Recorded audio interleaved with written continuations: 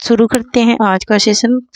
तो पहला क्वेश्चन है कि निम्नलिखित में से शुद्ध वाक्य का चयन कीजिए। ठीक है, कोई भी नहीं जा सकता, प्रत्येक मजदूरों को समझाओ, किसी भी तरह से बुलाइए, या फिर मैं तुम्हारे बाद आया हूँ।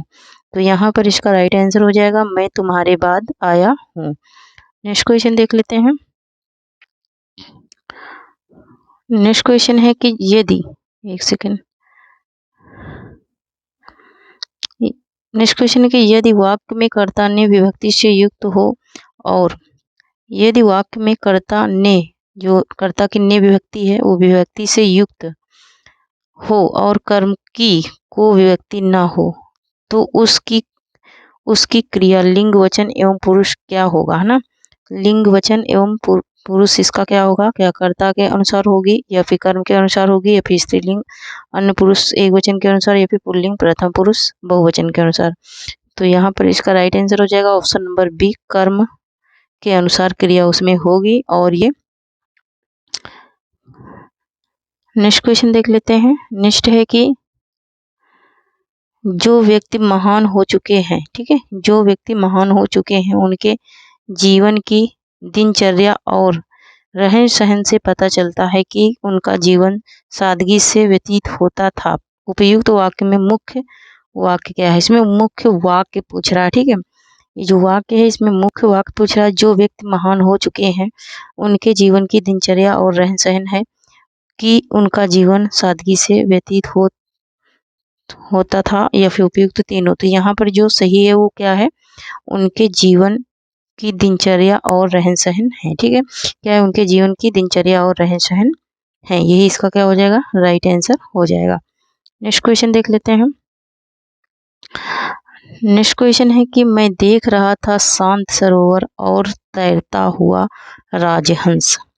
इसका वाक्य में रेखांकित पद क्या है ना, इस वाक्य में रेखांकित पद क्या है ये पूछ रहा है।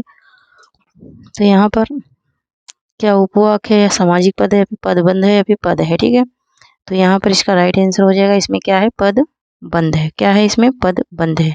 नेक्स्ट क्वेश्चन देख लेते हैं। नेक्स्ट है कि एक एकत्र का विलोम शब्द होगा। एकत्र का विलोम शब्द क्या होगा, विस्तीर्ण होगा, विकीर्ण होगा या फिर संकुचित होगा या फिर प्रस्तुत होगा। तो एकत्र का विलोम पूछ रहा है, तो एकत्र का विलोम क्या हो जाता है, विकर्ण हो जाता है। क्या हो जाता है, विकर्ण हो जाता है। नेक्स्ट क्वेश्चन देख लेते हैं। नेक्स्ट है हमारा कि निम्नलिखित में से कौन सा अर्थ सर का नहीं है। ठीक है, कौन सा अर्थ है जो सर का नहीं है, सिर, तालाब, परिजात या फिर बाण। कौन सा अर्थ सर का नहीं है, तो यहाँ पर जो राइट आंसर हो जाएगा बाण। बाण जो है ये सर का अर्थ नहीं है। नेक्स्ट क्वेश्चन देख लेते हैं।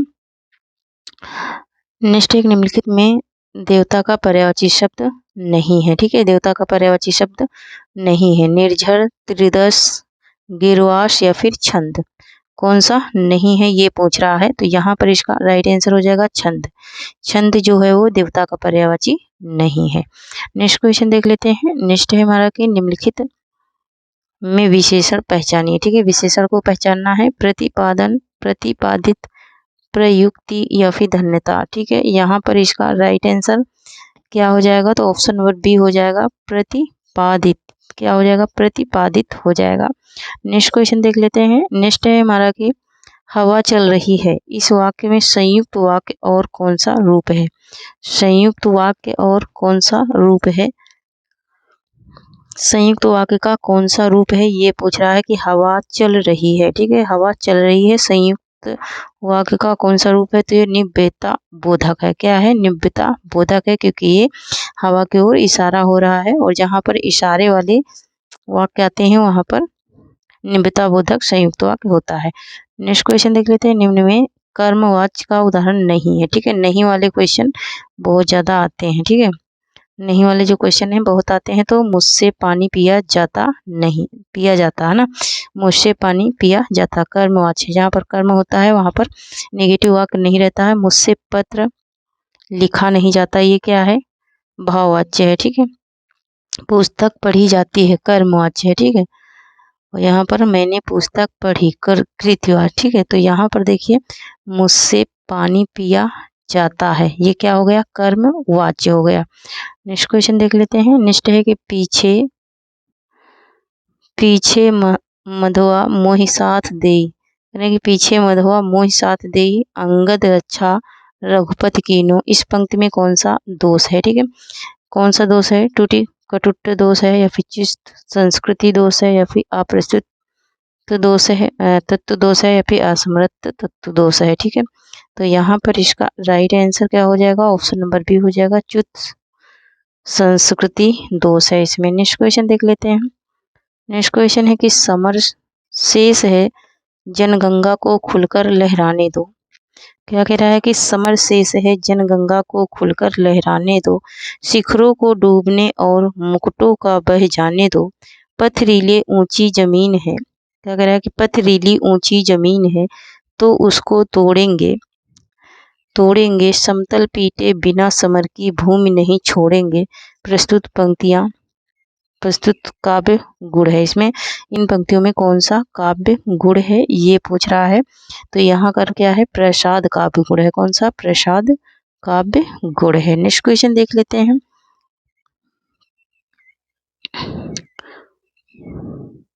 नेक्स्ट क्वेश्चन है कि कच समेट कर भुज उलट खाए, शीस पट डारी, काको मन बांधे ना यह जुरे बंधन हरि।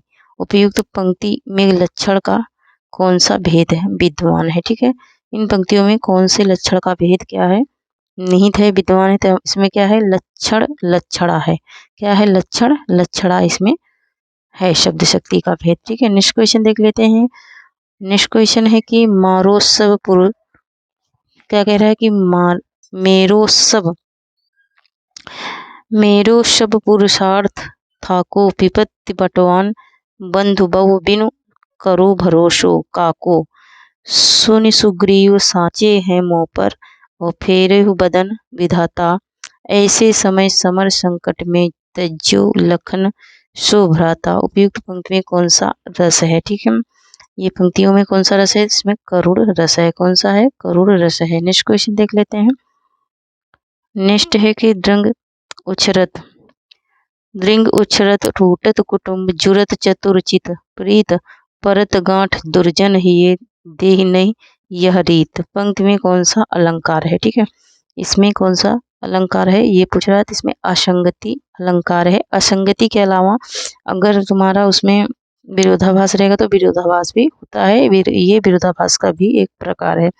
नेक्स्ट क्वेश्चन देख लेते हैं। नेक्स्ट है कि ऊष्म व्यंजन किस प्रत्याहार के अंतर्गत आते हैं? ठीक है, ऊष्म व्यंजन जो है वो किस प्रत्याहार के अंतर्गत आते हैं? सल प्रत्याहार के अंतर्गत आते हैं ऊष्म व्यंजन। नेक्स्ट क्वेश्चन देख लेते हैं। वट वृक्ष में कौन सी संधि है? वट वृक्ष ना, वट वृक्ष जो है वो उसमें कौन सी संधि है? इसमें अयादि संधि है। ठीक है, वट धन वृक्ष। नेक्स्ट क्वेश्चन देख लेते हैं। नेक्स्ट है कि ऋणारम का संधि विच्छेद होगा। ऋणारम का संधि विच्छेद क्या होगा? ऋण धन रूढ़म। क्या हो जाएगा? ऋण धन रूढ़म हो जाएगा। ठीक है, नेक्स्ट क्वेश्चन देख लेते हैं। नेक्स्ट है कि अखेतोपयोगे सूत्र का उदाहरण है। अखेतोपयोगे सूत्र का उदाहरण क्या है? ठीक है, इसका उदाहरण क्या है? तो बालका अध्यायगात संस्कृतम पठसी। क्या कर रहा है? बालक किसका पठन कर रहा है? संस्कृत का। नेक्स्ट क्वेश्चन देख लेते हैं। नेक्स्ट है कि मार्ग के दोनों तरफ वृक्ष हैं का संस्कृत अनुवाद होगा। मार्ग के दोनों तरफ वृक्ष हैं, मार्ग उभयतयः। क्या होगा? मार्ग उभयतयः वृक्षा सन्ति। मार्ग के दोनों तरफ क्या है? वृक्ष हैं। नेक्स्ट क्वेश्चन देख लेते हैं। नेक्स्ट है कि प्रभाते न खलु विन भयेन नीचई में करता कौन है? ठीक है, नीचई में करता कौन है? तो नीचई ही क्या है? करता है। नेक्स्ट क्वेश्चन देख लेते हैं। नेक्स्ट है किस काव्य शोभाकरान धर्मान प्रचिते उक्ति के लेखक हैं? इसके लेखक कौन है ये पूछ रहा है। तो यहाँ पर आचार्य दंडी ने ये परिभाषा दी है। ठीक है, तो थैंक यू फ्रेंड्स, आज के लिए इतना ही। तब तक के लिए जय हिंद, जय भारत। आप लोग पढ़ते रहें।